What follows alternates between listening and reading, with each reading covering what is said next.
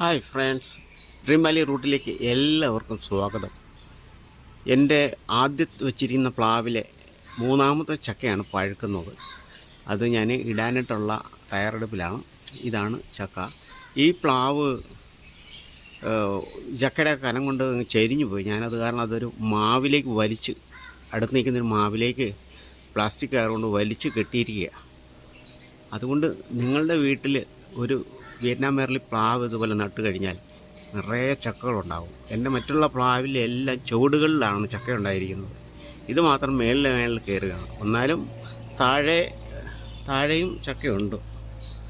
കണ്ട, താഴെ കണ്ട, ഇതേപോലെ ചക്ക താഴെയുണ്ട്. അതുകൊണ്ട് നിങ്ങൾ വീട്ടിലാണെങ്കിൽ ഡ്രമ്മിലാണെങ്കിൽ ഒരു ഡ്രമ്മ് വാങ്ങിയിട്ട് രണ്ടായിട്ട് മുറിച്ചിട്ട് ഒരു 5 കിലോ ചാണകപ്പൊടി, കുറച്ച് എല്ലുപൊടി, വേപ്പ് മണ്ണാക്ക് എല്ലാം കൂടി മണ്ണ് നിറച്ചിട്ട് ഒരു 50 രൂപ കൊടുത്തൊരു വിയറ്റ്നാം മെർലി മേടിച്ച് വെച്ച് കഴിഞ്ഞാൽ ഇതുപോലെ എപ്പോഴും നമ്മുടെ വീട്ടിൽ ചക്ക ഉണ്ടാവും. പഴുത്ത ചക്ക, നല്ല മധുരമുള്ള ചക്ക കഴിക്കാം. Thank you.